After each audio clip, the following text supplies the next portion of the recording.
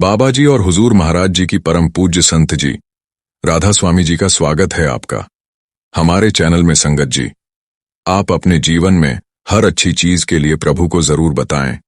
जो दुख के समय आप देखते हैं वही करते हैं। सच्चा शुक्राना वही होता है जब आंखों में हो मन लग जाता है और फिर भी दिल से निकल जाता है। शुक्र है स्वामी संगत जी वही पलते हैं जो हमारी आत्मा की रोशनी में रहते हैं। जब हमारे सिद्धांत में कोई भी स्थिति नहीं होती है, तब भी यदि हम कृतज्ञतापूर्वक सीख लें तो समझ लें कि हम प्रभु की राह पर चल पड़े हैं। क्योंकि जो मन केवल सुख में नहीं दुख में भी शुक्र करना जानता है, उनके सानिध्य प्रेम बंधन और संतोष की ओर बढ़ती जा रही है। संगत जी, इस वीडियो को अंत तक जरूर देखें क्योंकि यह बाबा जी की यात्रा है और आपको बंद कर देगी। अंत में आप खुद महसूस करेंगे कि आपके जीवन में कितनी कमजोरी है। हमारे पास शुक्राना करने के लिए बहुत कुछ क्यों नहीं है। और हाँ संगत जी, अगर आपने अभी तक हमारे चैनल को सब्सक्राइब नहीं किया है तो अभी कर लें। संगत जी, शुक्राना सिर्फ जापान से निकला एक साधारण शब्द नहीं है। यह हमारी आत्मा की गहराई से उदय वाली मौन प्रार्थना है जो ईश्वर के हर राजा को सहज स्वीकार करती है।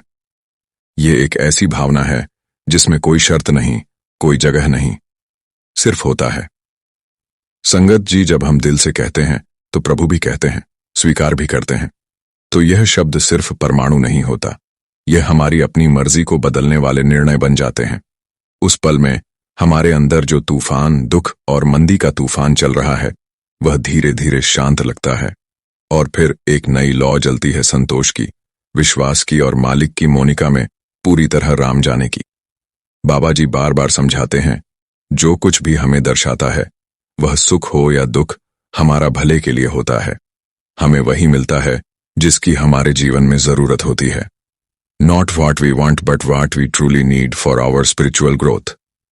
अगर हम इस बात को स्वीकार कर लें और सचमुच दिल से शुक्राना करना शुरू कर दें तो हमारे भीतर के कर्मों की जटिल गांठें भी धीरे धीरे खुलने लगती हैं। संगत जी, यह शुक्राना केवल अच्छे समय के लिए नहीं होता। वास्तव में सबसे गहरा शुक्राना तो तब होता है जब हालात हमारे विरुद्ध हो, जब समझ ना आ रहा हो कि क्या हो रहा है, और तब भी हम मालिक पर अटूट विश्वास रखकर कहें, शुक्र है तू मेरे साथ है।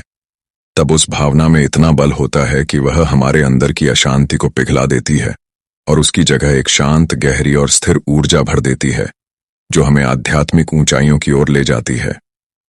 संगत जी, शुक्राना वह चाबी है जो हर बंद दरवाजा खोल सकती है, बशर्ते हम उसे सच्चे मन से घुमाएं।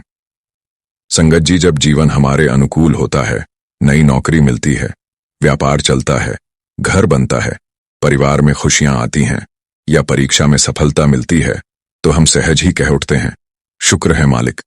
यह आसान होता है क्योंकि हमारी इच्छाएं पूरी हो रही होती हैं, मन प्रसन्न होता है और तब प्रभु का धन्यवाद करना एक स्वाभाविक प्रतिक्रिया बन जाती है। परंतु यही श्रद्धा अधूरी होती है क्योंकि यह परिस्थितियों पर आधारित होती है। सच्चा शुक्राना तब प्रकट होता है जब जीवन हमारी कसौटी ले रहा होता है, जब कुछ भी हमारे मन के अनुसार नहीं हो रहा, जब एक एक करके चीजें हाथ से फिसल रही हों, जब अंधकार गहराता जाए और तब भी हम आंखें मूंद कर कहें, मालिक तेरा तुझको अर्पण, जो तू करे वही भला। संगत जी, यहीं से शुरू होता है भाग्य का असली मोड़, क्योंकि यही वह क्षण होते हैं जब आत्मा अपने वास्तविक स्वरूप की ओर बढ़ती है। यही वह समय होता है जब हम अपना नहीं उसका होना सीखते हैं। संगत जी, ऐसे पावन भाव की मिसाल हमें मिलती है हमारे प्यारे सद्गुरु श्री गुरु अर्जुन देव जी की जीवन गाथा में, जब उन्हें तपते हुए तवे पर बैठाया गया, गर्म बालू डाला गया, शरीर की हर कोशिका अग्नि में जल रही थी, परंतु उस अवस्था में भी उनके होठों से निकला, तेरा भाना मीठा लागे। सोचिए संगत जी, कैसी अद्भुत स्थिति रही होगी उस आत्मा की जो घोर पीड़ा में भी कह रही है, तेरी मर्जी भी मुझे मीठी लगती है। संगत जी, यह वही शुक्राना है जो दर्द के पार ले जाता है और आत्मा को परमात्मा से एक कर देता है। यह उस श्रद्धा की अभिव्यक्ति है जिसमें अब शर्तें नहीं रही, अपेक्षाएं नहीं, बल्कि सिर्फ समर्पण बचा है, पूरी तरह का समर्पण। संगत जी, ऐसा शुक्राना उस आत्मा से निकल सकता है जिसने अपने प्रभु को पूरी तरह स्वीकार कर लिया हो, जो अब प्रभु की इच्छा और अपनी इच्छा में कोई भेद ही नहीं मानती। यही वह अवस्था है जहां कर्म समाप्त होते हैं और कृपा प्रारंभ होती है। संगत जी, कभी सोचा है माता पिता हमें डांटते क्यों हैं? क्या वह हमें दुख देना चाहते हैं? नहीं संगत जी, वे हमें डांटते हैं जब हम कोई गलती कर रहे हो या अपने जीवन को हानि पहुंचा रहे हो। उनका डांटना प्रेम की भाषा है, सुधार की प्रक्रिया है। ऐसे ही हमारा सद्गुरु भी है। जब जीवन में कोई दुहा खाता है तो सोचिए कि गुरु हमें डांट रहा है, समझा रहा है, संवार रहा है। संगत जी, अगर हम इस एक बात को समझ जाएं तो हम कभी भी गुरु से नाराज नहीं होंगे। कभी कभी जब हम थोड़ा नाम जपने लगते हैं, सेवा करने लगते हैं, सत्संग में बैठने लगते हैं, तो लगता है अब तो सुख ही सुख मिलेगा। लेकिन तभी कोई दुआ खा जाता है। क्यों? गुरु देखना चाहता है मेरा भक्त डगमगाता तो नहीं, थोड़ा इम्तिहान लेकर देखूं। जैसे शिक्षक परीक्षा लिए बिना अगली कक्षा में नहीं भेजता, वैसे ही गुरु भी इम्तिहान लेता है। जैसे माता पिता बिना कारण कभी नहीं डांटते, वैसे ही गुरु बिना कारण कभी दुहक नहीं देता। लेकिन हम समझ नहीं पाते और शिकायत कर बैठते हैं। इसलिए हम सत्संग में गुरु के चरणों में बैठे हैं ताकि समझ सके। जब अगली बार कोई कठिनाई आए तो सबसे पहले यह मान लो, यह गुरु की कृपा है, वह कुछ बड़ा देने वाला है। संगत जी, जब हम सीढ़ियां चढ़ते हैं तो पैरों में दर्द होता है, लेकिन वही सीढ़ियां हमें ऊपर ले जाती हैं। चील अपने बच्चों को घोंसले से गिरा देती है, पर मारने के लिए नहीं, उड़ना सिखाने के लिए। वैसे ही गुरु भी हमें गिराता नहीं, उड़ने के लिए धक्का देता है। जब तक पत्थर पर चोटें ना लगे वह मूर्ति नहीं बनता, जब तक लोहा आग में न तपे तलवार नहीं बनता, और जब तक भक्त दुहक में न तपे वह सच्चा नहीं बनता। गुरु रामदास जी कहते हैं, हे गुरु नानक, तू सुख देता है तो तेरा नाम जपू, पर जब दुख देता है तब भी तुझे नहीं छोड़ूंगा, क्योंकि वह भी तेरा ही दिया हुआ है। संगत जी, यह अवस्था बड़ी प्यारी है। कहना आसान है, जीना कठिन है। पर अगर मन को यकीन हो जाए कि दुआ भी उसका है, सुख भी उसका है, तो जीवन आनंदमय हो जाता है। आज कोई अमीर कल गरीब हो जाए तो क्या कहता है, मैं तो नाम जपता था, फिर भी ऐसा क्यों हुआ? पर संगत जी, यह तो गुरु की लीला है जो हर हाल में हमारे भले के लिए है। बाबा नंद सिंह जी महाराज कहते थे, हे मालिक, तू इम्तिहान मत लेना, मैं फेल हो जाऊंगा। क्योंकि वे जानते थे इम्तिहान आसान नहीं होता। लेकिन जब भक्त कहता है, मैं तुझसे कुछ नहीं छुपाता, मैं तेरे भरोसे ही हूं, तो गुरु खुद परीक्षा में साथ खड़ा होकर पास करवा देता है। अगर कोई अहंकार में कहे मैं दुख में भी नहीं डोलूंगा, तो इम्तिहान टूट कर आता है। लेकिन जो विनम्रता से कहता है, मालिक मेरी औकात नहीं सहने की, तू तरस कर तू साथ रह, उसके दुआ भी आशीर्वाद बन जाते हैं। क्योंकि जब गुरु साथ हो तो दुख दुख नहीं होता। तो संगत जी, आज से एक व्रत लौट, जो भी हो कहो, यह भी तेरा दिया हुआ है मालिक। शिकायत नहीं, शुक्राना, और फिर देखना हर दुआ तुम्हें ऊपर उठाने वाली सीढ़ी बन जाएगा। संगत जी, हमारा मन अक्सर ऊपर देखने का आदी हो गया है, जहां हमें वे लोग नजर आते हैं जिनकी कोठियां हमसे बड़ी हैं, जिनकी गाड़ियां ज्यादा महंगी हैं, जिनके रिश्ते शायद और मधुर लगते हैं। हम तुलना करते हैं और उस तुलना में हमें लगता है कि हमारे पास कुछ कम है। पर क्या कभी हम नीचे देखने की कोशिश करते हैं? उस इंसान को जिसे एक वक्त का खाना भी नसीब नहीं, उस माँ को जो अपने बीमार बच्चे को अस्पताल में इलाज के बिना खो रही है, उस बच्चे को जो माँ बाप के प्यार के लिए तरस रहा है। संगत जी, जब हम इन दृश्यों की गहराई को अनुभव करते हैं तब भीतर से आवाज आती है, मालिक, मैं तो बहुत कुछ पा चुका हूं, शुक्र है तूने मुझे इतना दिया है जितना मैं सोच भी नहीं सकता था। संगत जी, जब हम सच्चे मन से शुक्राना करते हैं तब हमारे भीतर की बहुत सी गांठें खुद ब खुद खुलने लगती हैं। न शिकायतें बचती हैं, न तुलना की पीड़ा, न किसी अधूरी इच्छा का बोझ। हम जैसे हैं, जहां हैं, वैसे ही पूर्ण महसूस करने लगते हैं। गुरुनी में आता है, तेरा गीता मीठा लागे, हर नाम पदार्थ नानक मांगे। हे प्रभु, जो कुछ तू करता है मुझे मीठा लगता है। मैं तो केवल तेरा नाम ही चाहता हूं। क्यों संगत जी? क्योंकि जब किसी को नाम मिल जाता है, प्रभु से जुड़ाव मिल जाता है, तो फिर और कुछ बचता ही नहीं जिसे पाने की इच्छा हो। वो आत्मा पूर्ण हो जाती है। संगत जी, सच्चा शुक्राना क्या मांगता है? ना कोई इच्छा, ना कोई शिकायत, ना कोई जिद, बस एक विनती। हे मालिक, मुझे अपनी रजा में रहने की ताकत दे। जैसा भी तू रखे, जैसा भी तू दे, मैं तुझसे कुछ नहीं मांगता। बस तेरी मर्जी को दिल से स्वीकार करता हूं। मैं तेरा हूं, तू जैसा रखे वैसा ही ठीक है। यही भाव जब भीतर जम जाता है, तब आत्मा हल्की हो जाती है और प्रभु के प्रेम की ओर उड़ने लगती है। संगत जी, एक बार एक बेटा अपने पिता की आज्ञा में नहीं रहता था। नहीं पिता की मेहनत और त्याग के लिए उसके मन में कोई कृतज्ञता थी। एक दिन पिता ने उसे पास बुलाया और कहा, बेटा, हमने तुझे पाला पोसा, तुझे पढ़ाया लिखाया, तेरे उज्जवल भविष्य के लिए प्रभु से दिन रात अरदास की, हर सुख हर सुविधा भगवान से मांगकर तुझे दी। पर आज तू हमें कह रहा है कि हमने तेरे ऊपर कोई एहसान नहीं किया। क्या हर माता पिता अपने बच्चे के लिए यही नहीं करते? बेटे ने जवाब दिया, आपने कुछ अलग नहीं किया। हर माता पिता अपने बच्चों को पालते हैं, इसमें कौन सा एहसान है? संगत जी, यह अकृतता की स्थिति है। संत बाबा सुजान सिंह जी कहते थे, जो प्रभु की हुई कृपा को ना माने, जो उसका शुक्राना ना करें, वह जीवन में कुछ भी नहीं समझा। सतगुरु जी कहते हैं, आओ मैं तुम्हें बताता हूं कि मालिक ने तुझे क्या क्या दिया है। तेरे पास एक सुंदर शरीर है, आंखें हैं देखने के लिए, जुबान है बोलने के लिए, कान है सुनने के लिए, पैर है चलने के लिए, हाथ है कर्म करने के लिए, सांसें चल रही हैं। यह अनमोल है, जिनकी कोई कीमत नहीं लगाई जा सकती। खाने को भोजन है, पहनने को वस्त्र है, सिर पर छत है, और फिर भी हम एक छोटी सी चीज ना मिलने पर शिकायत कर बैठते हैं। भगवान ने मेरे लिए क्या किया? संगत जी, एक सच्ची कहानी देखिए। एक सेठ था जिसने शहर में भव्य मंदिर बनवाया, रोज लंगर चलाया। एक दिन भगवान से शिकायत की, मैंने तेरे लिए इतना कुछ किया, फिर भी तू मेरी सुनता नहीं।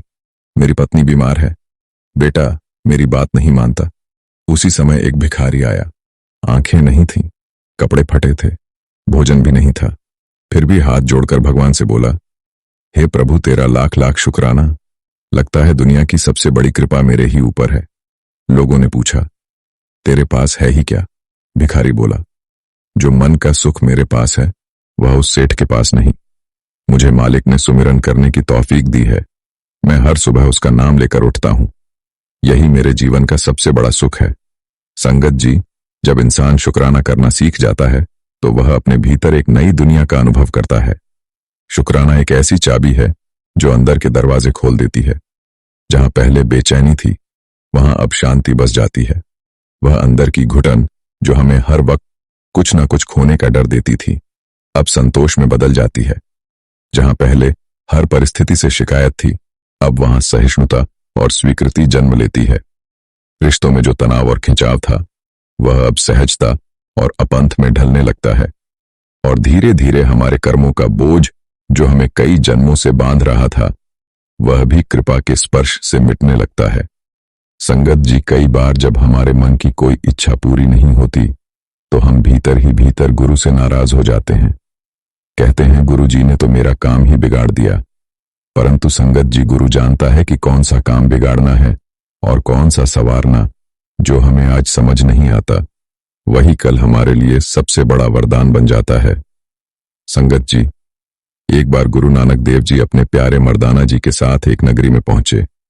गुरु जी ने मर्दाना से कहा, वह जो सामने छोटी सी झोपड़ी है, वहां एक प्यारा भक्त रहता है, जाकर उसे बता दो कि गुरु नानक आए हैं। मर्दाना ने जाकर उस भक्त को खबर दी। वह खुशी से झूम उठा, पूरे परिवार को लेकर दौड़ा दौड़ा आया। उसने कहा, बाबा जी, ये झोपड़ी भी आपकी दी हुई है। अगर आप महल देते तो वहां भी आपको ही ठहराता, पर आज तो मेरी झोपड़ी धन्य हो गई। गुरुजी उसकी झोपड़ी में ठहरे। रात भर कीर्तन हुआ, अमृत वेले लंगर पकाया गया, संगत ने भोजन किया, सारी नगरी में आनंद छा गया। जैसे आज हम सब गुरु ग्रंथ साहिब जी के दर्शन करने आते हैं, वैसा ही दृश्य वहां था। कुछ समय बाद जब गुरुजी आगे बढ़ने लगे तो उन्होंने मर्दाना से कहा, जिस झोपड़ी में रात ठहरे थे, जाकर उसे गिरा दो। मर्दाना चौंक गया, पर हुक्म को सिर माथे रखकर उसने झोपड़ी के चारों बांस खींच दिए। झोपड़ी गिर गई। उस भक्त ने भी गुस्सा नहीं किया, जानता था कि इसमें भी गुरु की कोई लीला है। फिर वह और उसका परिवार दोबारा मेहनत में जुट गया।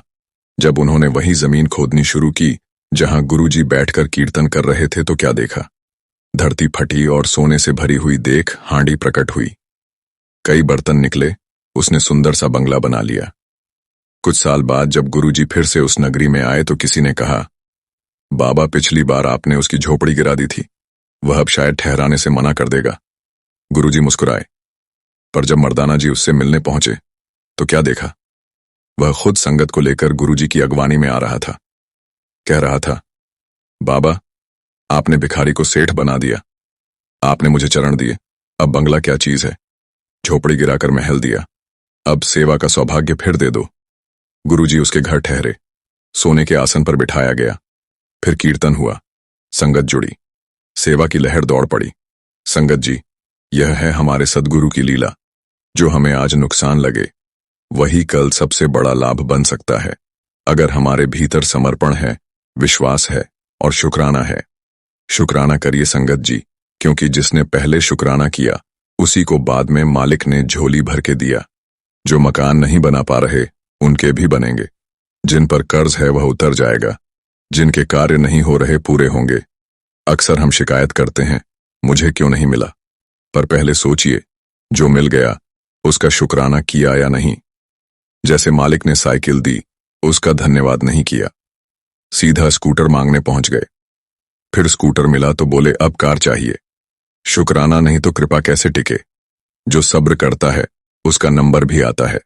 हर मंदिर साहिब जाओ हजारों की लाइन होती है, पर दर्शन सबको होते हैं। क्यों? क्योंकि यह गुरु का दर है और गुरु का दर कभी खाली नहीं लौट आता।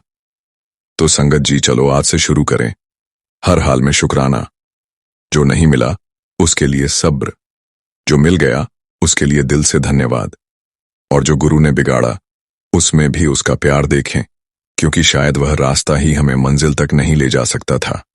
संगत जी, जिस आत्मा ने सच्चे दिल से शुक्राना करना सीख लिया वह फिर अपना भाग्य खुद लिखने लगती है, क्योंकि अब वह प्रभु की मर्जी के साथ बह रही होती है, विरोध नहीं कर रही होती। और संगत जी, जो समर्पण में बहता है उसे प्रभु किनारे तक जरूर पहुंचाता है। संगत जी, शुक्राना कोई बड़ा काम नहीं मांगता, बस जिंदगी के हर छोटे पल में मालिक की मौजूदगी को महसूस करना और विनम्रता से धन्यवाद देना ही काफी है। सुबह आंख खुली, शुक्र है मालिक, तूने एक और दिन दिया सेवा करने का। भोजन मिला, शुक्र है, तूने भूख मिटाने को भेजा। सांस चल रही है, शुक्र है, तू अब भी मुझ में जीवन का संचार कर रहा है। कोई बात नहीं बनी, फिर भी शुक्र है मालिक, तूने शायद कुछ बुरा होने से बचा लिया। हर परिस्थिति में, हर सांस के साथ बस एक ही रट, तेरा शुक्राना, तेरा शुक्राना, तेरा शुक्राना। यह रट ही वह मंत्र बन जाती है जो हमारी चेतना को मालिक से जोड़ देती है। संगत जी, गुरुनी में एक कथा आती है। जब हजरत मोहम्मद साहब एक दिन अपने एक मुरीद के घर पहुंचे तो वह भक्त दौड़कर उनके चरणों में गिर पड़ा और बड़ी विनम्रता से बोला, मेरे मालिक, मैंने कभी तेरी 5 नमाजें नहीं छोड़ी। देखो, मेरे माथे पर सजदों के निशान हैं। मोहम्मद साहब ने शांत स्वर में उत्तर दिया, तू नमाजें तो पढ़ता रहा, पर अफसोस एक भी कबूल नहीं हुई। सोचिए संगत जी, अगर कोई और होता तो शायद कह देता, जब मेरी नमाजें ही कबूल नहीं हो रही तो फिर मैं कल से गुरुद्वारे क्यों आऊं? भजन सुमिरन का क्या फायदा? पर वह सच्चा मुरीद फूट फूट कर रो पड़ा। उसके आंसू थम नहीं रहे थे। उसने मोहम्मद साहब के चरणों को थाम लिया और कांपती आवाज में बोला, मालिक, तू कबूल कर या ना कर, लेकिन मुझ पर रहम इतना कर कि मैं तेरी बंदगी करता रहूं। मुझे अपने चरणों से कभी दूर मत करना। इस जन्म में नहीं तो अगले जन्म में सही, पर तू अपनी रहमत बनाए रखना। मेरे सतगुरु, मेरे मालिक, बस अपने सेवक को अपने चरणों से लगाए रखना। उसके इन शब्दों में मोहब्बत थी, समर्पण था और ऐसी लगन थी जो हर हाल में रब से जुड़ी रहना चाहती थी। संगत जी, यही है सच्ची भक्ति। भजन सुमिरन तब भी करते रहो जब मन निराश हो, सेवा तब भी करो जब परिणाम न दिखे, और मालिक से प्रेम तब भी निभाओ जब उसकी तरफ से कोई उत्तर ना मिले, क्योंकि सच्ची भक्ति में सौदे नहीं होते, वहां तो सिर्फ प्रेम होता है, निस्वार्थ, अडोल और निरंतर। मालिक, तू कबूल कर या ना कर, पर मैं तो तेरे ही नाम से जुड़ा रहूंगा। संगत जी, एक मां अगर अपने बच्चे को आग से जलने से बचाने के लिए उसे रोक लेती है तो क्या वह उसकी दुश्मन है? नहीं, वह तो उसकी रक्षक है। उसी तरह भगवान भी हमें हर मांगी हुई चीज नहीं देते, क्योंकि उन्हें पता है क्या हमारे लिए उचित है और क्या नहीं। संत महापुरुष कहते हैं, प्रभु कभी किसी के दोष नहीं देखता, जो उसके चरणों में गिर जाए वह उसे अपना लेता है। सज्जन ठग भूमिया को राक्षस जब गुरु नानक जी की शरण में आए तो उन्होंने उन्हें भी माफ कर दिया। संगत जी, मांगो जो मांगना है, पर भरोसा रखो कि जो नहीं मिला उसमें भी उसकी अपार कृपा है। जब खेत सूख जाए तो बादल खुद चलकर आते हैं, ऐसे ही जब संत नगर में आते हैं प्रभु की वाणी की वर्षा करके सूखे हृदयों को हरा कर जाते हैं। संगत जी, बस यही विनती है, हे सद्गुरु, हमें अपने चरणों से कभी दूर मत करना। हमारी अरदास कबूल हो या ना हो, पर कृपा की छाया बनाए रखना। इस जन्म में नहीं अगले में सही, पर हमें अपने प्यार में बांध कर रखना। एक बार की बात है संगत जी, गुरु नानक देव जी के समय में एक दुकानदार था। एक दिन उसकी किराने की दुकान पर एक साधारण सा व्यक्ति आया। बोला, भाई ये कुछ पैसे हैं, थोड़ा सा अनाज या आटा दे दो। दुकानदार ने पैसे देखे, बहुत थोड़े थे। वह बोला, भाई इतने पैसों में तो थोड़ा ही आटा आएगा, बताओ घर में कितने लोग हैं। वो व्यक्ति बोला, हम दो ही हैं, मैं और मेरी घरवाली। दुकानदार को तरस आया और वो थोड़ा ज्यादा आटा डालने लगा, मगर तभी वो व्यक्ति बोल पड़ा, भाई साहब देखो, मैं भिखारी नहीं हूं, मैं बख्शीश मांगने नहीं आया, जितने पैसे दिए हैं बस उतने का ही आटा चाहिए। मेरे गुरु ने मुझे हाथ फैलाना नहीं सिखाया, उन्होंने सिखाया है कि ये हाथ लेने के लिए नहीं देने के लिए बने हैं। दुकानदार हैरान रह गया। उसने देखा कि कैसे इस गरीब व्यक्ति के अंदर इतना गौरव है, इतना गुरु विश्वास है। जितना अनाज बनता था उतना ही तोल कर दे दिया। वह व्यक्ति घर गया और घरवाली को आटा दिया। घरवाली ने छोटी छोटी 3 रोटियां बनाई, 2 पति के लिए, 1 अपने लिए। लेकिन तभी कुछ चमत्कारिक हुआ। एक साधु उनके घर की ओर आ गया। वो साधु दुकानदार से पूछने लगा, भाई ये सिंहा का घर कहाँ है? मैंने सुना है कि उसके दर से कोई खाली नहीं जाता। दुकानदार को आश्चर्य हुआ, वह तो अभी थोड़ी देर पहले ही थोड़ा सा आटा लेकर गया है, अब उस घर में कौन से भोज होंगे। लेकिन नाम सुनते ही दुकानदार का मन खिंच गया। स्या, वो तो उस व्यक्ति का नाम है। वो साधु को साथ लेकर उसके घर चला गया। जब झोपड़ी के पास पहुंचे तो अंदर से झगड़ने की आवाजें आ रही थीं। दुकानदार सोचने लगा, हाँ पता था, इतने से अनाज में कैसे गुजारा होगा। अब दोनों झगड़ रहे होंगे, मैं खाऊं या तू खा।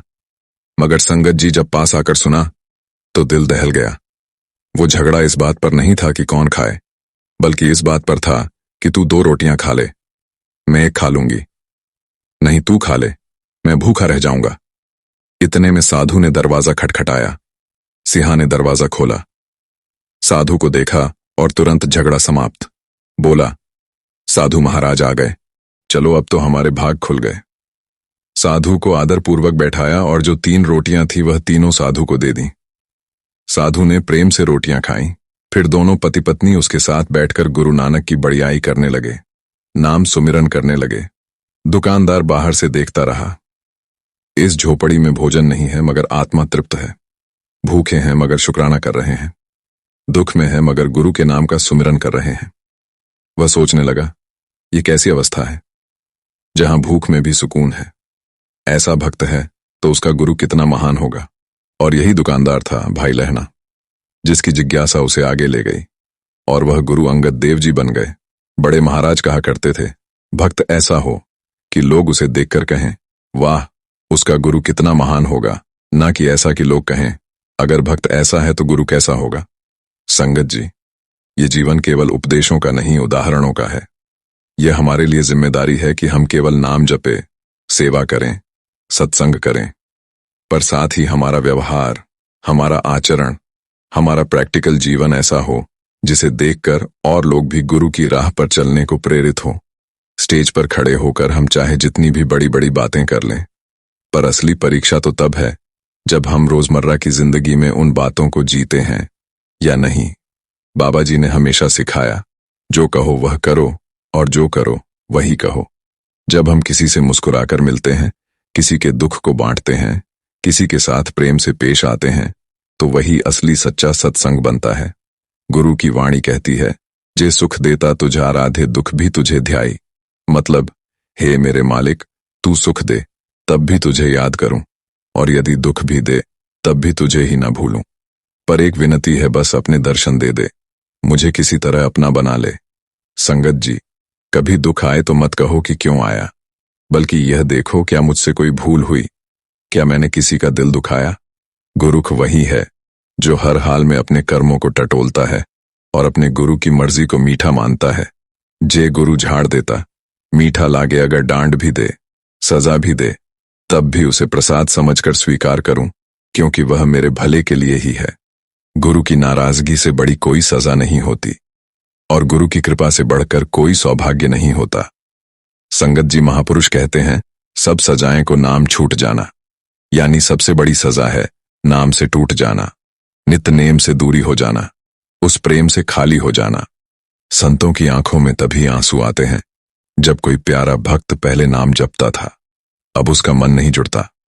ये दुख सबसे गहरा है। संगत जी, अगर गुरु की कृपा चाहिए तो पहले खुद गुरु के वचनों पर चलो। प्यारे जी, आपका आचरण ही लोगों को गुरु की ओर खींचे, यही गुरु की असली महिमा है। आज हम प्रभात फेरी में चलने से भी पीछे हटते हैं, वह भी तब जब हर 10 कदम पर पानी, लंगर और सेवा का भरपूर इंतजाम होता है। संगत जी, थोड़ी सी बारिश हो जाए तो हम घर बैठ जाते हैं, लेकिन प्रेम कहता है समंदर रास्ता रोके तो भी गुरु के द्वार तक जाना है। यह सब किस लिए? गुरु की खुशी के लिए। एक सच्ची कथा सुनिए। एक महापुरुष ने अपने शिष्यों को 1 साल का समय दिया कि जो सबसे कीमती वस्तु लाकर देगा उसे गद्दी पर बिठाया जाएगा। शिष्य चले गए। किसी ने प्रवचन करके सोना कमाया, किसी ने हीरे, लेकिन एक शिष्य चुपचाप 5 और शिष्य तैयार कर लाया। बोला, मैंने धन नहीं इकट्ठा किया, लेकिन आपके ज्ञान से 5 और जीवन बदल दिए। गुरु ने उसे गले से लगा लिया। यही है असली गुरु दक्षिणा। गुरु एक बार जिस पर कृपा करते हैं उसे जीवन भर याद रखते हैं। प्रेम एक बार हो जाए तो फिर ना कोई दूरी रहती है, ना कोई संशय। गुरु हरगोविंद साहिब जी, जो गुरु नानक देव जी की छठी ज्योत है, उन्होंने अपने जीवन में 4 युद्ध लड़े। धर्म की रक्षा के लिए अन्याय के विरुद्ध खड़े होकर एंड हर एक युद्ध में विजय पाई। इनमें एक युद्ध था जिसमें एक सिख भाई मुगलू वीरता से लड़ते लड़ते बुरी तरह घायल हो गया। शरीर स्थित था पर आत्मा दृढ़ थी। जब युद्ध समाप्त हुआ और शाम का समय आया, गुरु हरगोविंद साहिब जी रणभूमि में अपने शहीद हुए प्यारे सिखों के चेहरों को प्रेम पूर्वक निहारते हुए चल रहे थे। संगत जी, सोचिए कैसा दयामय दृश्य होगा। जब गुरु साहिब भाई मुगलू के पास पहुंचे, देखा कि उसकी सांसें अभी चल रही हैं। गुरु साहिब ने तुरंत उसका सिर अपनी गोद में रख लिया, अपने पल्ले से उसका मुंह पोंछा और जल पिलाया। इतना प्रेम, इतनी करुणा।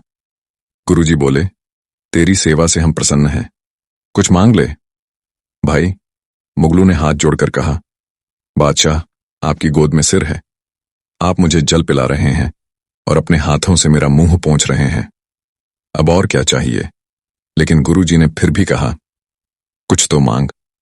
तो भाई, मुगलू ने बड़ी विनम्रता से कहा, मुझे नहीं पता मैं अब मरने वाला हूं या जीवित बच जाऊंगा, लेकिन अगर मेरा अंत समय आ गया तो मेरी यही विनती है कि उस वक्त भी मैं आपकी गोद में हूं, आप मेरा सिर थामे हुए हों।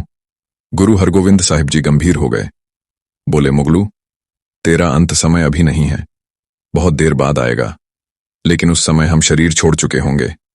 भाई, मुगलू ने उत्तर दिया, आपकी ज्योत तो अमर है, आप किसी भी रूप में आकर मेरी अंतिम सेवा कीजिएगा।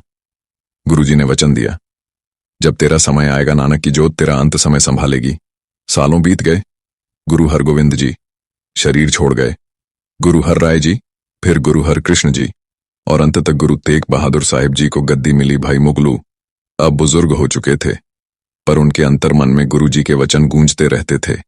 एक दिन उन्हें आत्मज्ञान हुआ, कल सुबह मेरा मेरा अंतिम समय है। उन्होंने अपने परिवार से कहा, घर साफ करो, अच्छे से सजाओ, कल गुरु नानक जी मेरे घर पधारेंगे। गांव वालों ने इसे बुढ़ापे का भ्रम समझा, लेकिन भाई मुगलू ने अडिग विश्वास से कहा, गुरु आने वाले हैं। और संगत जी, सचमुच अमृत वेले घोड़े पर सवार गुरु तेग बहादुर साहिब जी स्वयं पधारे। गुरुजी ने भाई मुगलू का सिर गोद में रखा और बोले, मुगलू, हमने जो वचन दिया था उसे निभाने आए हैं। गुरुजी ने उसके सिर पर हाथ फेरा और कहा, बोल वाहे गुरु, भाई मुगलू ने प्रेम से नाम जपा।